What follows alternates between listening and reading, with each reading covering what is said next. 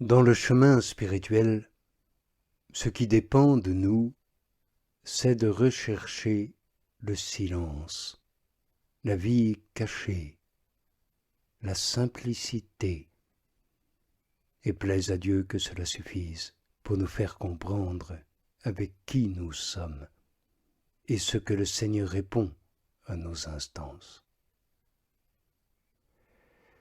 Pensez-vous qu'il se taise lorsque nous ne l'entendons pas? Non, il parle, fort bien, mais au cœur, quand de tout cœur nous le lui demandons. Jamais ce maître n'est assez loin de l'élève pour qu'il lui soit nécessaire de parler fort. Il se tient même tout près. Voici donc ce qu'il nous convient de comprendre pour bien dire, par exemple, la prière du Notre Père. Rester tout près du Maître qui nous l'a enseigné et le voir prier avec nous. Sans doute il en coûte au début de recueillir la pensée quand on n'en a pas l'habitude.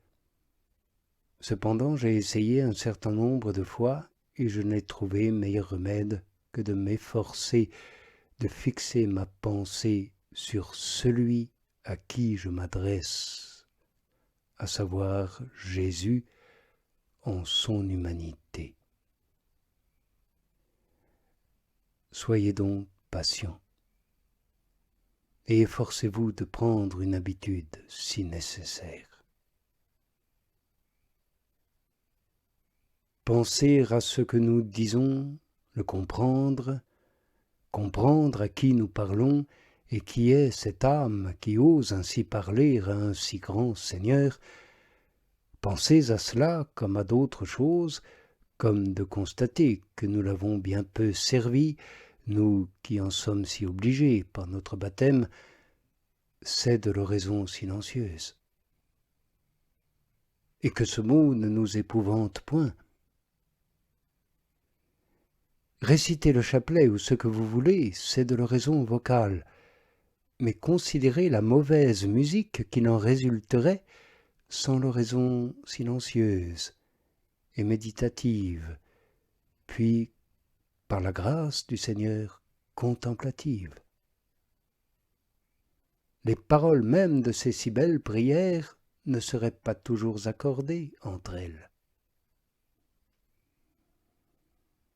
Ainsi, dans ces deux formes d'oraison, la vocale et la méditative, nous pouvons quelque chose avec la grâce de Dieu.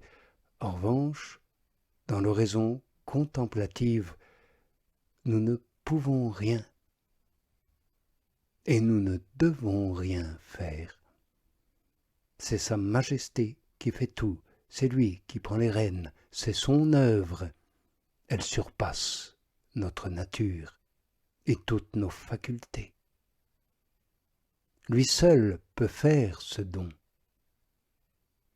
et il ne nous le refusera pas si nous ne restons pas en route à baguenauder dans nos concepts, dans nos pensées, si hautes soient-elles, mais si nous persévérons, au contraire, dans l'humilité, la pauvreté, pour atteindre le but.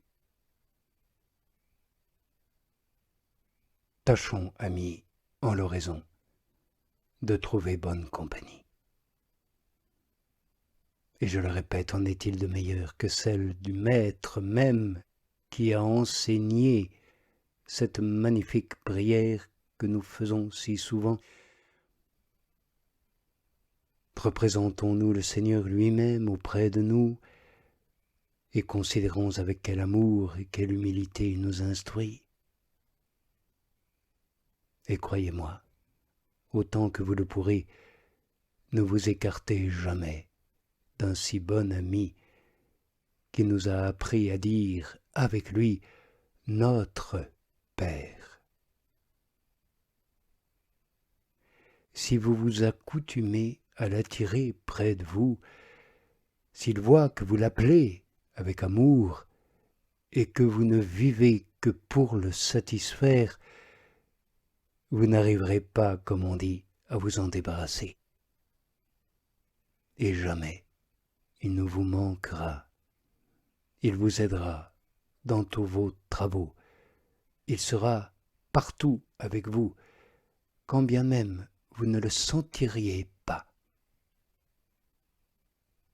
Pensez-vous que ce soit peu de choses qu'un tel ami à nos côtés? Il ne s'agit pas pour le moment de discourir sur lui, ni de beaucoup raisonner, ni d'appliquer notre entendement à de grandes et délicates considérations. Non, je ne vous demande que de le regarder. Car qui vous empêche de tourner les yeux de l'âme, ne serait-ce qu'un instant, si vous ne pouvez vous y arrêter plus longuement, vers ce Seigneur? Vous pouvez regarder des choses très laides ou futiles, et vous ne pourriez pas regarder l'être le plus beau et le plus secourable qu'on puisse imaginer. Car jamais, amis, l'époux de notre âme ne nous quitte des yeux. Il a supporté de notre part 1000 laideurs et abominations contre lui, et cela n'a pas suffi à détourner son regard. Est-ce donc beaucoup demandé que de perdre de vue les réalités extérieures, passagères, vaines, pour le regarder, lui, notre éternel bonheur, de temps en temps? Considérez, comme il le dit à l'épouse du Cantique des Cantiques, qu'il n'attend que cela, que nous le regardions. Quand vous le voudrez, vous le trouverez. Il tient tant à ce que nous le regardions souvent qu'il ne manque pas de nous y aider. Et sachez bien que pendant que vous discourez sur lui, vous ne le regardez pas. Vous vous regardez vous-même parlant de lui. Considérez donc longuement, amis, sa fatigue et combien ses souffrances surpassent les vôtres. Si grandes que vous les décriviez, si profondément que vous les ressentiez, vous serez consolés de voir qu'elles sont un jeu comparées à celles du Seigneur. Tâchez donc d'avoir une image ou une représentation de ce Seigneur qui soit à votre goût, non pas pour la porter sur votre cœur sans jamais la regarder, mais pour la considérer souvent et fréquemment lui parler. Et par cette image, il vous inspirera ce que vous devez lui dire. Vous parlez bien à d'autres personnes, et souvent sans d'autre raison que de parler. Pourquoi manqueriez-vous de mots pour parler à Dieu, qui est l'être le plus proche de vous, puisqu'il vit en vous?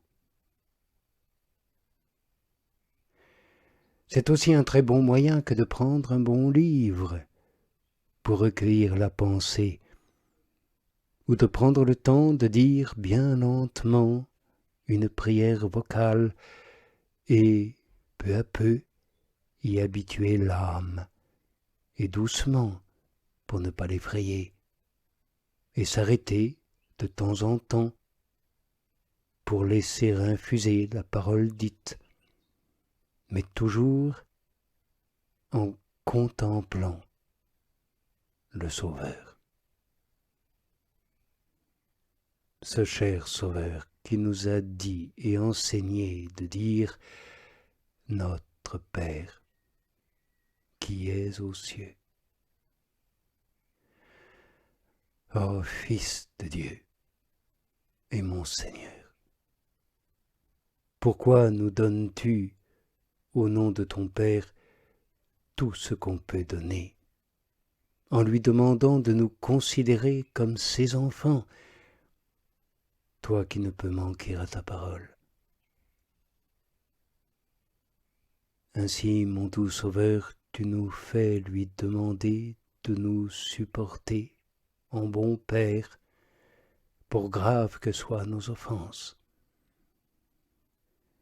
Et si nous nous tournons vers lui, comme l'enfant prodigue, tu lui dis qu'il doit nous pardonner, il doit nous consoler dans nos peines, il doit nous nourrir, comme sait le faire un tel Père, qui est meilleur forcément que tout Père au monde. Ô mon doux Sauveur, que grande est ta miséricorde, profond ton amour.